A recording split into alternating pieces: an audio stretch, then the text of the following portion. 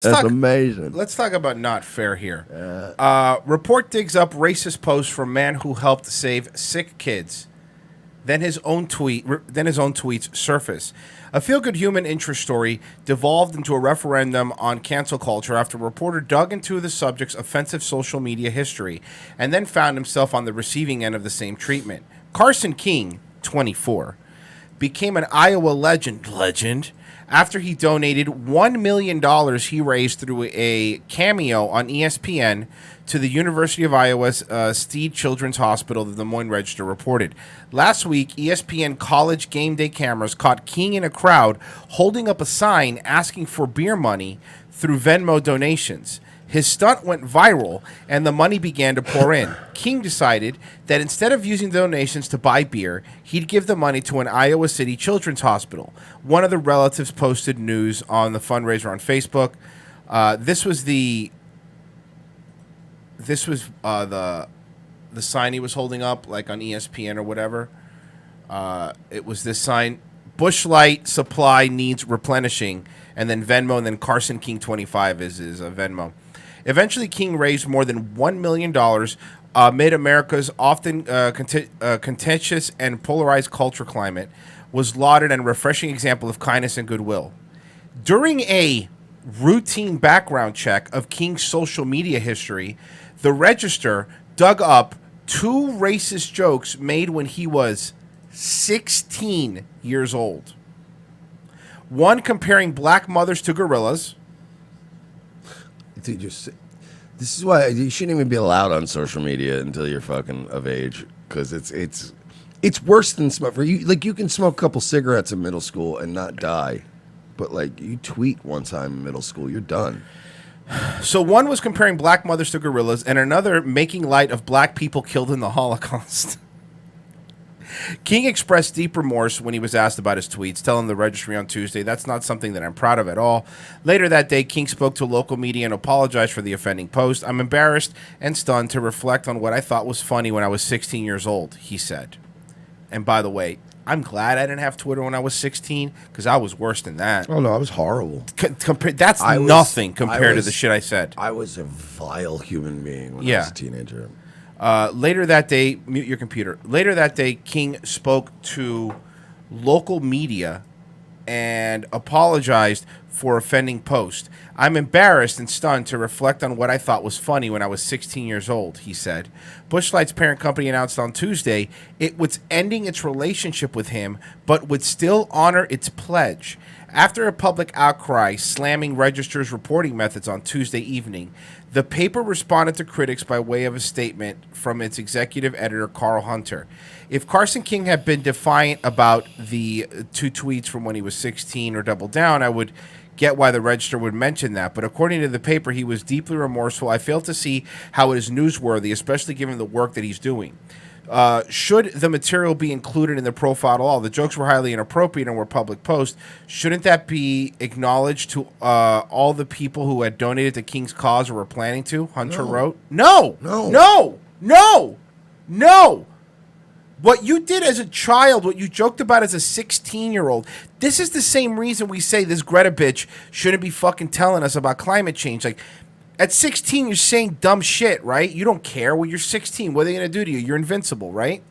Hunter defended the inclusion of the information about King's tweet and claimed the decision about how it was used was preempted when King held a news conference to discuss his tweets and express his remorse. The news conference, covered by local television stations, reported on the racist post and King's remorse. After the stories aired, Busch Light's parent company announced it would honor its pledge to the Children's Hospital, but would sever its ties with King. But Hunter's account doesn't square with the timeline provided in the tweet. Keith Murphy, Carson tells me, Keith Murphy from Who TV, apparently. Carson tells me he knew at 2:16 p.m. that Busch Beer was severing its ties after the tweet was brought to his attention. Busch Light, Carson King t-shirt links with proceeds to the UI Children's Hospital down by 5 p.m. Press conferences didn't even start until 7 p.m. It was not why Busch ended the relationship. Aaron Calvin gets canceled. Following the publication of the piece, internet sleuths dug up offensive past tweets from Aaron Calvin, the Register reported from BuzzFeed journalists who penned the profile on King. In various tweets dated from 2010 to 2013, this is the reporter that wrote on the kid. Calvin used the N-word, this is the reporter now, the N-word, homophobic language, and expressed the desire to read sex scenes to high schoolers. Now, here's what makes me I'm going to read the tweets. 16 when he said it, though, right? No. You're not paying attention. No, I was. The reporter did it. Okay, Yeah. my apologies. Following the publication of One Piece, the Internet sleuths dug up offensive past tweets from Aaron Calvin. The Register reported this journalist who penned the profile on King. This is what he wrote. And again, this is what bothers me because they added a tweet from Mike Cernovich. He is now getting credit for this, even though Cernovich is not the one that pulled up these tweets. Why is he allowed to operate? I don't understand it. Mike Cernovich posted these tweets like he's the one that found them. He didn't. Somebody else, some random person found these tweets, and now he, of course, is taking the credit. These are the tweets from the reporter. Here's one. Too many of these niggas bitch made nowadays. Don't pardon my French. Then he wrote, this one is the one where everyone's like, what the fuck was he talking about here? Hold on. This one here, this is the reporter wrote, I want to grow up and read sex scenes to high schoolers. Like at R gay. I don't know what that, I don't get the context of that. I don't know who R Gay is or was on Twitter. Roxanne Gay. Oh, okay. So it says here, in a twist that might seem like poetic justice to social media commentators are now calling for Hunter to fire her own reporter.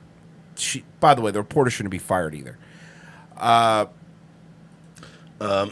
This person is Roxanne Gay. Can I read their Twitter bio? Sure. You're going to like this. Sure. I want a tiny baby elephant. If you clap, I clap back. I write, AET, untamed state, bad feminist, difficult women, world of Wakanda, hunger, not that bad. She's from, you know where her location is? The Gagency, Wakanda. She's a fat old white lady. Just wanted to point that out. The Des Moines Register wrote, some of the toughest decisions in journalism are about what to publish or not. People around the nation have been captivated by the heartwarming story of Carson King, the 24-year-old Iowan whose handmade game day sign asking for beer money prompted hundreds of dollars in donations. And then when he decided to donate the money to Steed's Family Children's Hospital, hundreds of thousands of dollars poured in. On Monday evening, Register reporter Aaron Calvin was assigned to interview King for the profile. On Tuesday, as he worked to write the story, he did a routine background check on King that included a review of publicly visible social media posts, a standard part of reporters' work on the profile. So they're admitting right there that now, no matter what you're doing, you don't have to be doing a bad thing. But if they're going to do a story about anything around you, they have to dig into everything you've ever done or said. Let me even help, jokingly. But let me help you out with this too. It's routine. I'm not saying if you're writing a story on somebody and then you find out they're a convicted wife beater, for example. Like a child rapist. Right. You're like, all right, well, this is bad. You have to include that. I get including in a story. That's routine background check. He didn't break the law. No. He didn't do anything illegal. No, this is basically like going, hey, this man's going to donate $1 million to a children's hospital, and he's also going to volunteer with Habitat for Humanity. He also said nigger once in middle school. And you're like, whoa, wait a minute, what? You guys went back that far? That's all he did? Yes, and now we must ruin his life. Anyway, that's disgusting. Habitat for Humanity? Seriously. Fuck do you think you are, Jimmy Carter? Get out of here. Calvin found 2 racist jokes that King had posted on Twitter in 2012. Calvin asked King about them, and he expressed deep regret. The promoted...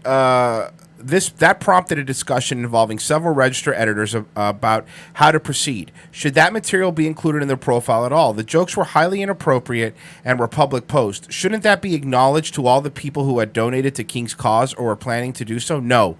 The counter-argument The tweets were posted 7 years ago when King was 16. He was remorseful. Should we chalk up posts to youthful mistakes and omit the information? Yes, I think. Eventually, Register editors decided we would include the information, but at the bottom of the story, we thought we should be transparent about what we had found, but not highlight it at the top of the story. Oh, they put it at the bottom of the story, so that's it's fine. okay then. Yeah, because people aren't going to read full stories. Or as a separate story, it was planned as a few paragraphs towards the bottom of the profile. But the decision about how to use this information was preempted when King held a news conference to discuss this. Okay, so King knew they were going to write this. Let me give credit to this kid.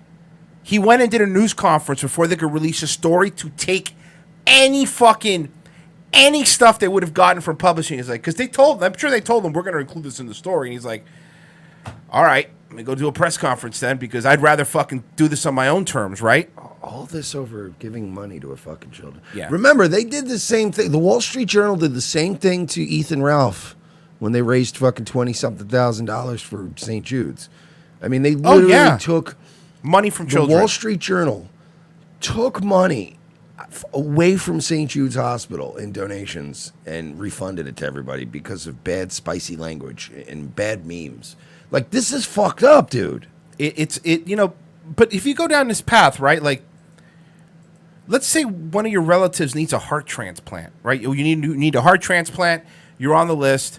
Are they going to do a background check on the person that died that donated to make sure they never said the N-word in their life? Like, at what point, because and I know that sounds silly, but no, this is equivalent. At what point does what you did in your past, look, I understand if he raised $1 million, like, in the sex trade, you might not, you know. Like if Jeffrey Epstein were alive Right. today and he's like, I'm going to donate $1 million to St. Jude's. And they would, like, I don't know. But the thing is, Jeffrey Epstein, after he was a pedophile, MIT took his money.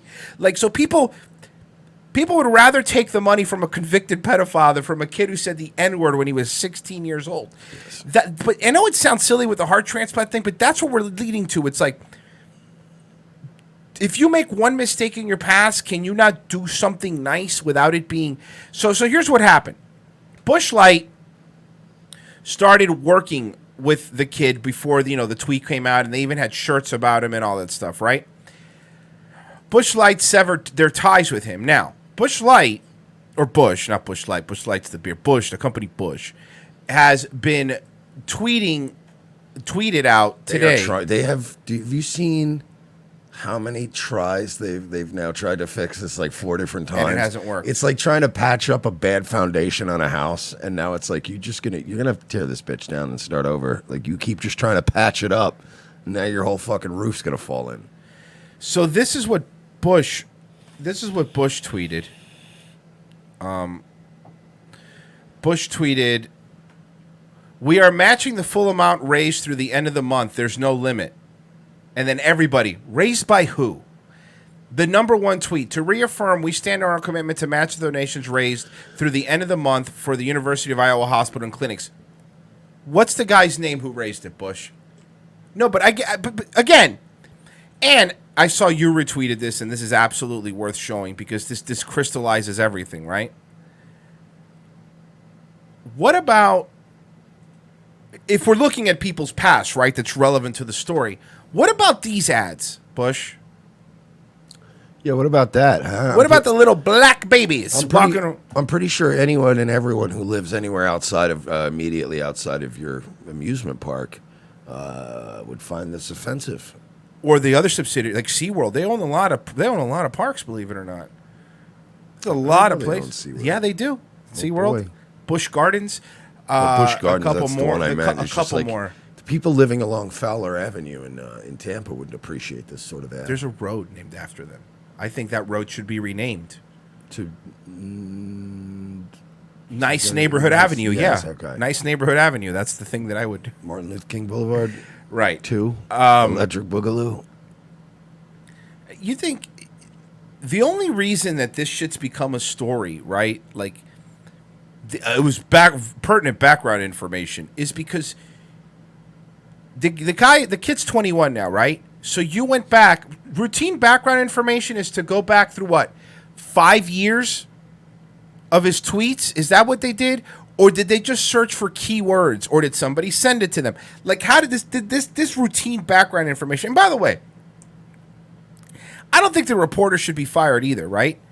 But I think it should be outlined that the guy trying to fucking get this kid basically have his entire life ruined also said shit that is it's terrible, and that he said it when he was an adult too. I think that he should be fired, but not for any reason about tweets or anything. I still am a man of principle. I just think all reporters should be fired. Anytime a reporter gets fired, I'm okay with it. An angel gets its wings. I will fucking sleep just fine. All reporters should be fired. Journalists are your enemy, by the way. Don't talk to them. Treat them like they're cops. Don't talk to them. Don't tell them shit. Give them nothing. Lie to them. Send them in the wrong direction. Don't ever help them. Don't do their job for them. I lie to journalists all the time. It's fun. Yeah. Oh, I know. Give them fucking the wrong info. Yeah. Send them on wild goose chase. It's hilarious. Dr. Whitey Bulger, $3. Look, if we're canceling nobodies over racist shit they've said in the past, we're just straight up not going to have working outlets. Plumbing or HVAC. Me and Effrey are fuming right now. Just me and Effrey. He lives next to Effrey Jepstein. But I'm just saying, like, you know, getting people in trouble, having the same thing they did with fucking, you know, the Ralph retort when they raised, again, $20,000 that for was St. Jude's. fucked. You know, I'm sorry, but to me, you guys are really being a bunch of nincompoops. Yeah, you're right. You're right. That would be, see, now 6 years ago, it would have just been stop being a bunch of bleeps. Yeah. It would have just doubled down. This is bad, dude. Everyone was spicy 6-7 years ago. Everybody's tweets were a little extra. Of course. But everyone should still allowed to be too, and that's the other thing. No, I know, I get it. I not mean, allowed. No, at all? no. No spiciness? No. Damn, that sucks.